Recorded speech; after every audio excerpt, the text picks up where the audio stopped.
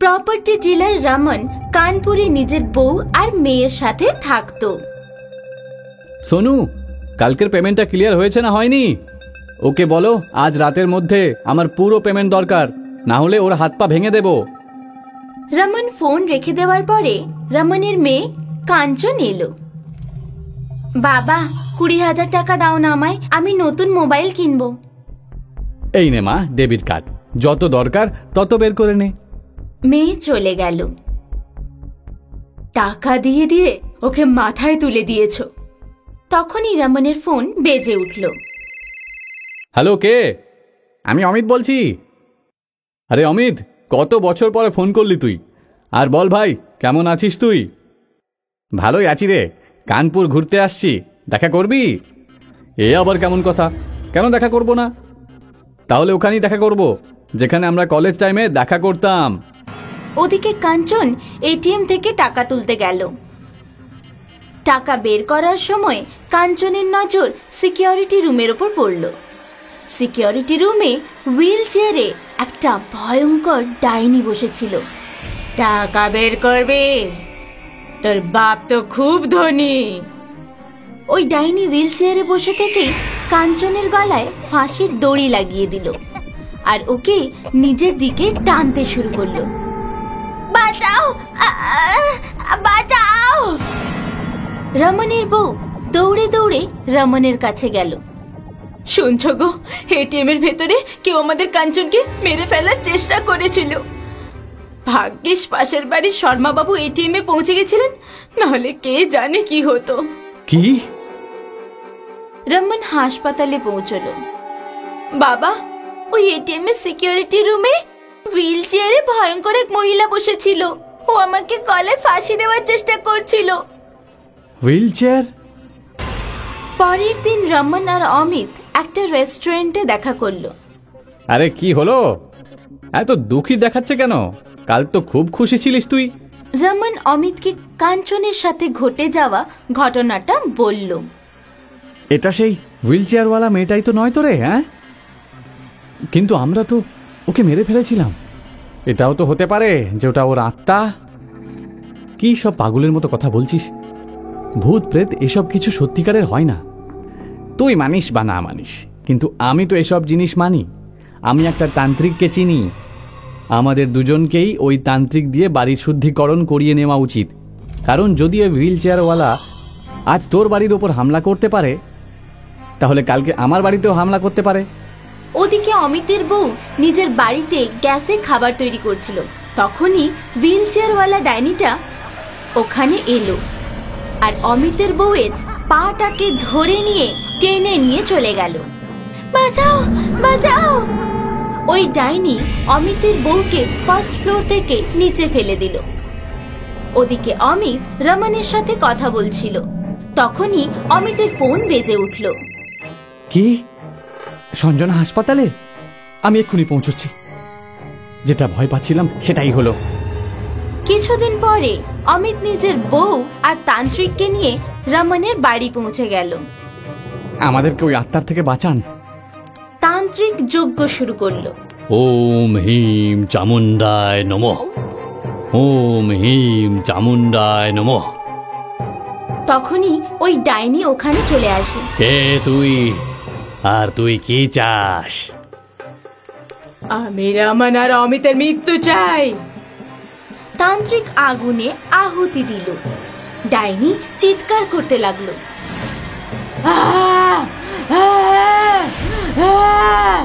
এরা তোর কি ক্ষতি করেছে?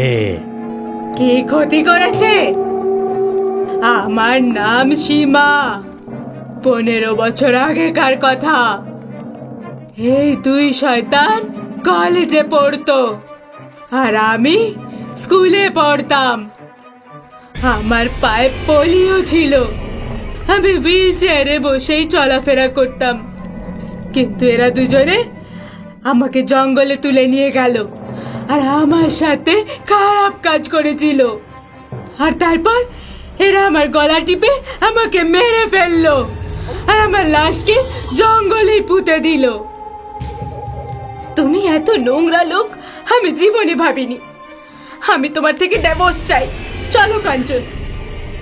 পূজা আমার কথাটা শোনো। কিন্তু পূজা আর শুনল না, আর কাঞ্চনকে নিয়ে চলে গেল। আমি তোমাকে ডিভোর্স দিচ্ছি। আমি আমার স্ত্রী ধর্ম পালন করব, কিন্তু তোমাকে আর তোমার বন্ধুকে শাস্তিও অবশ্যই দেব, কারণ আমি একজন উকিলও। সীমা, আমি তোমার কাছে ক্ষমা চাইছি। আমি তোমার কেস লড়ব। অমিতের বউ সীমার কেস লড়ল। কোর্ট রমন আর অমিতকে 15 বছরের শাস্তি শোনালো। তবে গিয়ে সীমার আত্মা শান্তি পেল। নবী মুম্বাইয়ের বেড়ে যাওয়া জনবসতির সাথে সাথে ওখানে খুব জোর কদমে কনস্ট্রাকশনের কাজ শুরু হয়ে গেল। সেসবের মধ্যেই একটা বিল্ডিং এর কনস্ট্রাকশনে কাজ করত নন্দিনী। ও একজন ইঞ্জিনিয়ার ছিল। এটা নন্দিনীর প্রথম প্রজেক্ট ছিল। অ্যাজ অ্যান ইঞ্জিনিয়ার ও খুব এক্সাইটেড ছিল। এখনো পর্যন্ত তো কাজ ভালোই এগোচ্ছে। এভাবেই কাজ চললে আশা করি আগামী 6 মাসের মধ্যে বিল্ডিং এর বেসিক কনস্ট্রাকশন শেষ হয়ে যাবে, আর তারপর আমার ক্যারিয়ারে ভালো প্রোগ্রেস হবে। ইঞ্জিনিয়ার ম্যাডাম, ক্যারিয়ার নিয়ে চিন্তা করতে করতে এটা ভুলে যাবেন না জানো যে আপনার একটা হাজবেন্ডও রয়েছে, যে আপনার বাড়িতে বসে অপেক্ষা করছে। মনে আছে, আমি বেরোতেই যাচ্ছিলাম আর তোমার কলটা চলে এলো। চলো এখন কল কাট করো, আমি আসছি। নন্দিনী প্রতিদিন ঘন্টার পর ঘন্টা সাইটে বসে থেকে কাজ সুপারভাইজ করত। 6 মাস কেটে গেল, আর এখন বিল্ডিং এর সামনে লবির কনস্ট্রাকশনের জন্য ফাউন্ডেশনের কাজ চলছিল। সাবধানে মনোজ, সামলে কাজ করো। আজ্ঞে ম্যাডাম। নন্দিনী তার সমস্ত কর্মচারীর খুব খেয়াল রাখত। একদিন নন্দিনী হাফ ডেতে সাইট থেকে চলে গেল। বাড়ি পৌঁছে নন্দিনীর অনেক কাজ ছিল, কারণ আজ ওর প্রথম বিবাহ বার্ষিকী ছিল। নন্দিনী নিজের ঘরটাকে ডেকোরেট করলো, আর তারপর নিজের হাজবেন্ডের জন্য তার ফেভারিট খাবার তৈরি করতে লাগলো।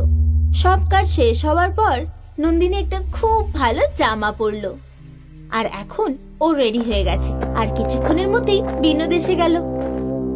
Surprise, happy anniversary. Wish you the same. আমি ভেবেছিলাম তুমি ভুলে গেছো। এটা কি করে সম্ভব আমার প্রিয় হাজবেন্ড? এটা কি করে হতে পারে যে আমি আমার অ্যানিভার্সারি ভুলে যাব? আমি তো তোমার গিফটের জন্য গত 1 সপ্তাহ ধরে প্রস্তুতি নিচ্ছিলাম। এই দেখো, তুমি ফটোগ্রাফি করতে ভালোবাসো, তাই এই ক্যামেরা। আরে বাহ, I love you Nandini. Binod নিজের গিফটটা দেখতে ব্যস্ত হয়ে পড়েছিল।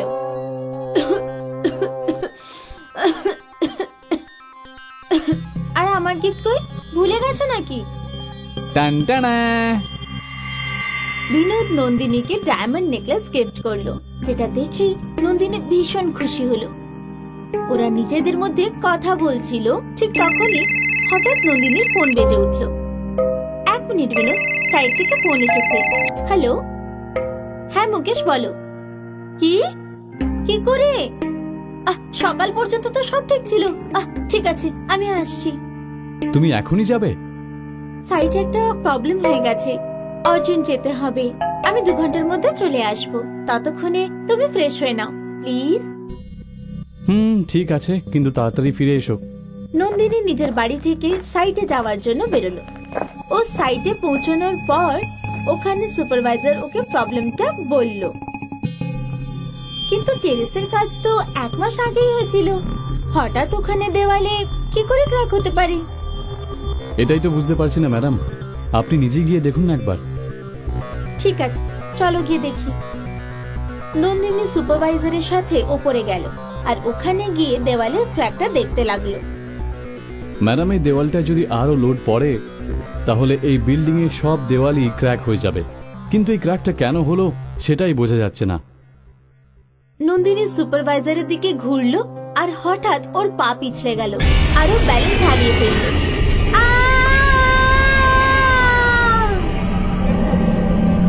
ম্যাডাম!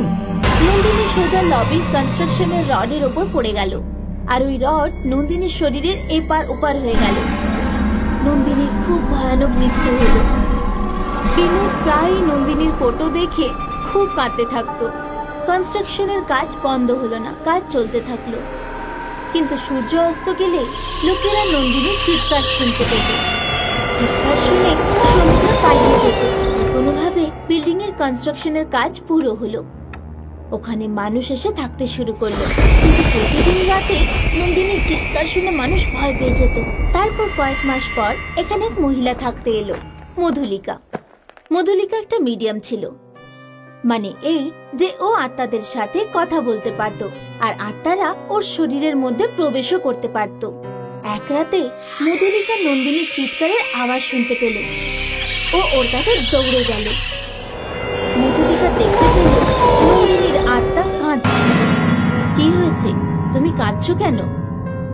তুমি কি আমাকে দেখতে পাচ্ছ?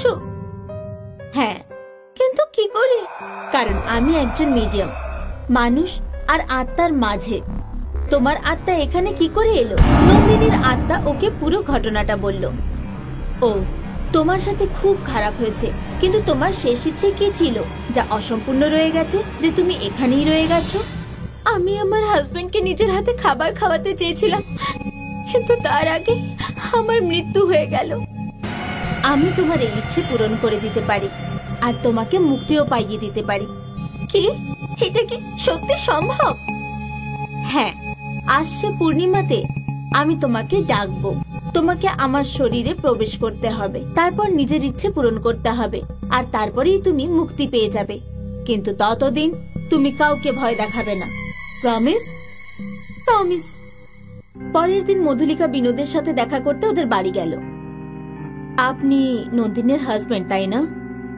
আগে হ্যাঁ, কিন্তু আপনি হয়তো জানেন না যে নন্দিনী অনেকদিন হয়ে গেল মারা গেছে। আমি জানি, আর এটাও জানি যে এখনো নন্দিনী মুক্তি পায়নি। আপনি কি বলতে চাইছেন? আমি একটা মিডিয়াম, মানে মানুষ আর আত্মাদের মাঝের একটা দরজা। আমি আপনাকেও দেখতে পাই আর আত্মাদেরও দেখতে পাই। আর কালকেই আমি নন্দিনীর আত্মার সাথে দেখা করেছি। আত্মা?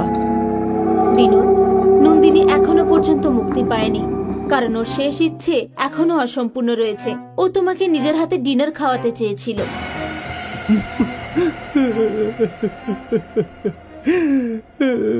যতদিন না ওর শেষ ইচ্ছে পূরণ হচ্ছে ততদিন ওর আত্মা ঘুরে বেড়াতেই থাকবে। কিন্তু এটা আর কি করে সম্ভব? অবশ্যই সম্ভব। হয়তোবা এই জন্যই আমাকে ওই বিল্ডিং এ আনা হয়েছে। আমি একটা মিডিয়াম, যে কোনো আত্মাকে আমি যদি ডাকি সে আমার শরীরে প্রবেশ করতে পারে। আর আসছে পূর্ণিমার দিন নন্দিনীর আত্মা আমার শরীরে প্রবেশ করবে, তখন ও তোমাকে খাবার খাওয়াবে, হয়তোবা ও কাঁদবেও, কিন্তু এরপরে ও মুক্তি পেয়ে যাবে। এই জন্য আপনাকে আসছে পূর্ণিমার দিন আমার বাড়িতে আসতে হবে। আমি নিশ্চয়ই আসবো। বিনোদকে সহানুভূতি দেখিয়ে মধুলিকা ওখান থেকে চলে গেল। পূর্ণিমার দিন এলো আর মধুলিকা সকাল থেকে প্রস্তুতি শুরু করলো। ও মাটিতে পেন্টাগন তৈরি করলো, বিভিন্ন রকমের পাথর রাখলো আর বিকেল থেকে মেডিটেশনে বসে পড়লো। প্রায় 7টা নাগাদ ওর বাড়ির ডোরবেল বেজে উঠলো আর বিনোদ এলো। যখনই আমার মেডিটেশন শেষ হবে আমি নন্দিনীকে ডাকবো। তারপরে ঘরের আলো সব নিভে যাবে আর বাতাস খুব জোরে বইবে, আর তখন নন্দিনী আমার শরীরের মধ্যে প্রবেশ করে যাবে। এই খাবারটা আমি বানিয়ে রেখেছি, নন্দিনী আপনাকে এটা খাওয়াবে আর তারপর অজ্ঞান হয়ে যাবে। তারপরে ও মুক্তি পেয়ে যাবে। ওর কোনো কষ্ট হবে না তো? না। ঠিক আছে। আর তারপরে মধুলিকা মেডিটেশনে বসে পড়ল। কিছুক্ষণ পরে, নন্দিনী, নন্দিনী, তোমার বিনোদ চলে এসেছে। ব্যাস এটা বলা মাত্রই হাওয়া খুব জোরে বইতে লাগলো, ঘরের আলোগুলো জ্বলতে নিতে শুরু করলো।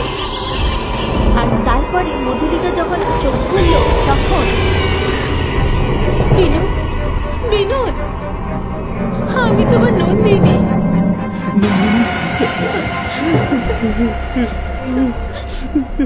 কেঁদো না বিনোদ, না হলে আমিও নিজেকে সামলাতে পারবো না। অনেকক্ষণ ধরে দুজনে একে অপরের দিকে তাকিয়ে কাঁদতে শুরু করলো। নন্দিনী, তোমার শেষ ইচ্ছে? আর বিনোদ নন্দিনীর সামনে প্লেট রেখে দিল। নন্দিনী কাঁদতে কাঁদতে একটা রুটির টুকরো ছিঁড়ল আর সবজিতে ডুবিয়ে বিনোদকে খাইয়ে দিল।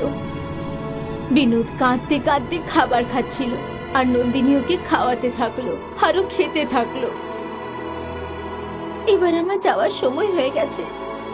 নন্দিনী, নন্দিনী, নন্দিনী। আর তারপর নন্দিনী অজ্ঞান হয়ে গেল। বিনোদ কিছুক্ষণ কাঁদতে থাকলো, আর তারপর ও মধুলিকার মুখে জল ছিটলো। আপনি ঠিক আছেন? আগে হ্যাঁ, এবার নন্দিনী মুক্তি পেয়ে গেছে। এরপর থেকে ওর চিৎকার কেউ আর কোনোদিন শুনতে পাবে না। বিনোদ নিজের চোখের জল মুছল। Thank you.